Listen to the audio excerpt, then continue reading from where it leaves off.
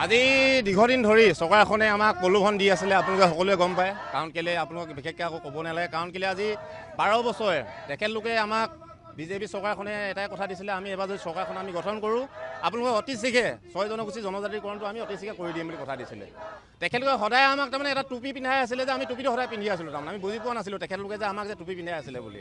কাৰণ কেলৈ আজি কোচ ৰাজবংশী জনগোষ্ঠীটো আমি ইমান দুৰ্বল নহয়, আজি আমি বুজি পাইছোঁ তেখেতলোকে এবাৰ টুপি পিন্ধাব, এবাৰ লালিপপ দিব, আমি লালিপপ খাই নাথাকোঁ। কাৰণ কেলৈ আজি চৰকাৰখনে বুজি পাইছে এইবাৰ যদি অতি শীঘ্ৰে 6 জনগোষ্ঠী জনজাতিকৰণটো যে আমাক প্ৰদান নকৰে, 26ত তেখেতলোকৰ বহুতখিনি অসুবিধা হ'ব, তেখেতলোকে গম পাইছে।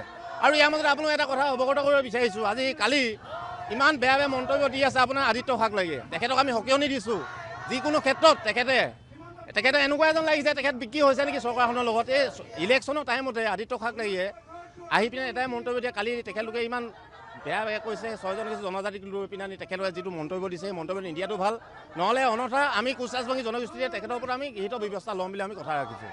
বিশেষকৈ কমতাপুৰ ৰাজ্য গঠন আৰু জনজাতিকৰণ, তাৰ লগতে আৰু বিভিন্ন সময়ত চৰকাৰে আমাক যি প্ৰদান কৰিছে KLৰ লগত শান্তি চুক্তি কৰিম বুলি কৈ আলোচনালৈ মাতি আনি যি KLৰ যি জীৱন সিং ডাঙৰ তেখেতক গৃহবন্দী কৰি ৰাখিছে, উন্নয়ন পৰিষদ স্বায়ত্ব পৰিষদ দি মাত্ৰ আমাক ললিপপ দিছে। গতিকে এইবোৰ সকলো ক্ষেত্ৰত আমাৰ ক্ষোভ আছে। BTR কোচ ৰাজবংশীসকলক ভূমি অধিকাৰৰ পৰা ৰাজনৈতিক অধিকাৰৰ পৰা বঞ্চিত কৰি ৰাখিছে, এইবোৰ আমাৰ আছে।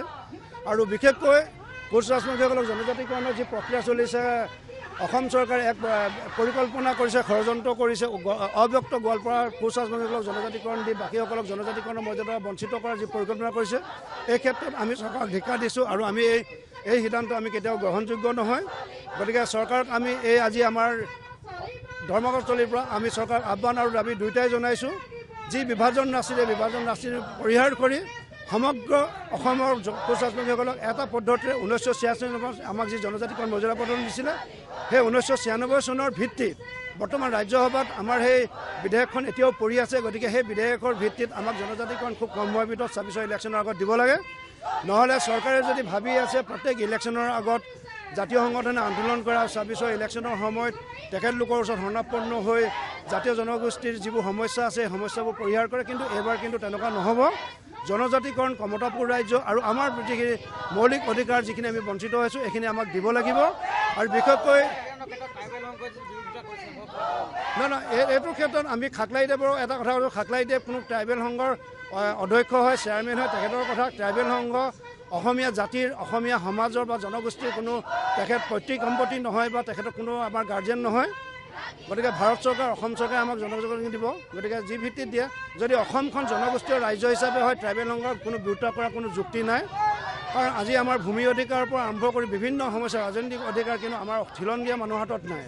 কোচ ৰাজবংশীৰ কথা বাদ দিওঁ, অসমীয়া খিলঞ্জীয়াৰ হাতত নাই।